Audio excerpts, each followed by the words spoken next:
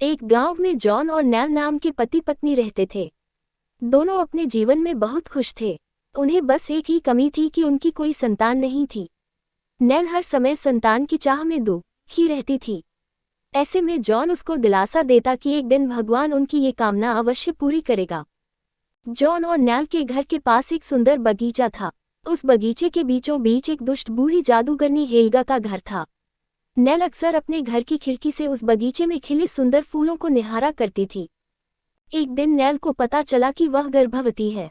उसने जब ये बात जॉन को बताई तो दोनों बहुत खुश हुए और ईश्वर को धन्यवाद दिया। उस दिन के बाद से जॉन नैल का ज्यादा ख्याल रखने लगा। वह उसकी हर इच्छा पूरी करता। एक दिन नैल अपने घर की खिड़की से जादूगरनी के बगीचे को देख रही थे। उस दिन उसे बगीचे में रैपज़ेल के पत्ते दिखाई पड़े।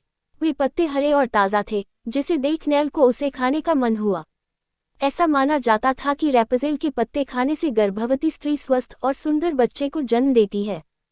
नैल ने अपनी इच्छा जॉन को बताई और उसे उस बगीचे से रैपज़ेल के पत्ते तोड़कर लाने को कहा। जादूगरनी के डर से पहले तो जॉन हिचका, किंतु वह अपनी पत्नी की बात टाल न सका। जॉन उस बगीचे में घुस गया, किंतु जैसे ही उसने रैपज़ेल के पत्ते तोड़े, बूढ़ी जादूगरनी हेल्गा उसके सामने आ गई। वह उस पर बहुत क्रोधित थी। जॉन उसके सामने गिड़गिड़ाने लगा। उसने हेल्गा को बताया कि उसकी गर्भवती पत्नी रैपज़ेल के पत्ते खाना चाहती है और इसलिए वह इस बगीचे में आया है। हेल्गा ने उसे रैपज़ेल के पत्ते ले जाने दिए, लेकिन इस शर्त पर कि जब उसकी पत्नी बच्चे को जन्म देगी उस दिन वह उसे बच्चे को ले जाएगी। डर के मारे जॉन ने उसकी ये शर्त मान की और रैपज़ेल के पत्ते लेकर घर आ गया। उस दिन के बाद से वह रोज़ हेल्गा जादूगरनी के बगीचे से रैपज़ेल के पत्ते तोड़कर अपनी पत्नी नैल के लिए लाने लगा। नैल उन पत्तों को बड़े ही चाव से खाती। कुछ महीनों बाद नैल ने एक बहुत सुंदर बच्ची को जन्म दिया। जैसे ही जादूगरनी को ये पता चला, अपनी शर्त के अनुसार वह उस बच्ची को लेने उनके घर पहुंच गई। अपना वचन निभाते हुए जॉन ने उसे वह बच्ची दे दी। नैल रोती रह गई। जादूगरनी हेल्गा ने उस बच्ची का नाम रैपज़ेल रखा। बड़ी होकर रैपज़ेल एक बहुत ही सुंदर लड़की बन गई। उसके 12 वर्ष की होने पर हेल्गा उसे मीनार पर ले गई और वहां बंद कर दिया। उस मीनार में न दरवाज़ा था, न ही सीढ़ी। बहुत ऊंचाई पर एक छोटी सी खिड़की थी। रैपज़ेल के बाल लंबे और सुनहरे थे। जब भी हेल्गा को उससे मिलने होता, वो मीनार के नीचे से चिल्लाती, रैपज़ेल, अपने बाल छोड़ो। रैपज़ेल अपने लंबे बाल नीचे लटका देती और हेल्गा उसके सहारे चढ़कर मीनार की खिड़की तक पहुंच जाती। हेल्गा खाना और पानी देने दोपहर में रैपज़ेल के पास जाती थी। बाकी समय रैपज़ेल मीनार में अकेली रहती थी। रैपज़ेल को उस मीनार में रहते हुए कई साल बीत गए। मीनार में बंद रहकर वह बहुत दुखी थी। वह बाहर की दुनिया देखना चाहती थी। कई बार उसने बूढ़ी जादूगरनी हेल्गा से कहा, लेकिन हेल्गा उसे मीनार से बाहर ले जाने को तैयार नहीं हुई। रैपज़ेल की आवाज़ बहुत सुरीली थी। वह अक्सर मीनार की खिड़की पर बैठकर गाना गाया करती थी। एक दिन वह हमेशा की तरह मीनार की खिड़की में बैठी गाना गा रही थी, तब एक राजकुमार वहां से गुजरा। वह जंगल में शिकार के लिए आया हुआ था। सुरीली आवाज़ सुनकर वह मीनार की ओर गया, लेकिन उसके पास पहुंचते ही गाने की आवाज़ बंद हो गई और एक कर्कश आवाज़ उसके कानों में पड़ी, रैपज़ेल, अपने बाल छोड़ो। यह आवाज़ बूढ़ी जादूगरनी हेल्गा की थी। उसके ऐसा कहने के तुरंत बाद सुनहरे बाल नीचे आए और हेल्गा बाल पकड़कर मीनार के ऊपर चढ़ने लगी। ये देखकर राजकुमार दंग रह गया। वह ये सब एक पेड़ की ओट में छिपकर देख रहा था। हेल्गा के जाने के बाद उसके मन में सुनहरे बालों और सुरीली आवाज़ वाली लड़की को देखने की इच्छा जाग गई। वह मीनार के नीचे पहुंचा और चिल्लाया, रैपज़ेल, अपने बाल छोड़ो। तुरंत ही सुनहरे बाल नीचे आए। राजकुमार उसे पकड़कर मीनार की खिड़की तक पहुंच गया। राजकुमार जब अंदर आया तो रैपज़ेल घबरा गई, लेकिन राजकुमार ने उससे बहुत प्यार से बात की और रैपज़ेल का सारा डर चला गया। राजकुमार के कहने पर उसने उसे गाना सुनाया।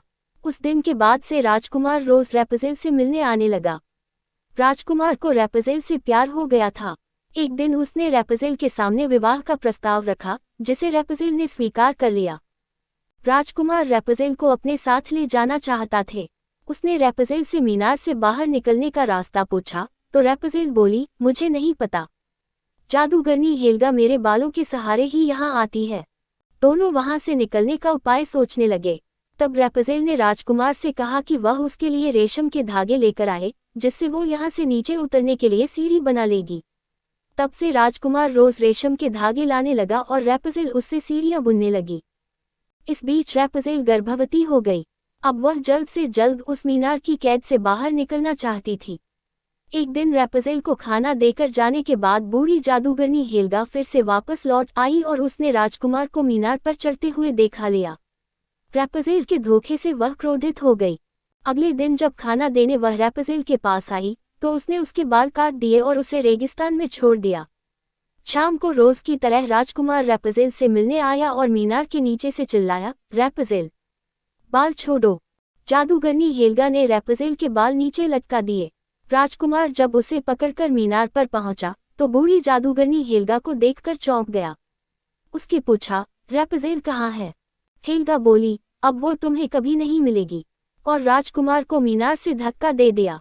राजकुमार कंटीली झाड़ियों पर गिरा, जिसके कांटे उसकी दोनों आंख में चुभ गए और उसे दिखाई देना बंद हो गया। वह इधर उधर भटकने लगा। ऐसे ही कई साल बीत गए। एक दिन भटकते भटकते वह उसी रेगिस्तान पहुंच गया जहां बूढ़ी जादूगरनी ने रैपुज़ेल को छोड़ा था। वहां उसे गाने की सुरीली आवाज सुनाई पड़ी। वह उस आवाज को पहचान गया। वो रैपुज़ेल की आवाज थी। वह आवाज की दिशा में चिल्लाते हुए दौड़ने लगा, रैपुज़ेल, रैपुज़ेल। रैपुज़ेल ने भी राजकुमार को देख लिया। दोनों की मुलाकात हुई। राजकुमार की हालत पर रैपुज़ेल को रोना आ गया। उसके आंसू जब राजकुमार की आंखों में गिरे तो राजकुमार की आंखें ठीक हो गई। बूढ़ी जादूगरनी के द्वारा रेगिस्तान में छोड़े जाने के कुछ महीने बाद रैपुज़ेल ने एक लड़का और एक लड़की को जन्म दिया था। राजकुमार से मिलने के बाद उनका परिवार एक हो गया। वे राजकुमार के महल आ गए और वहां खुशी से रहने लगे।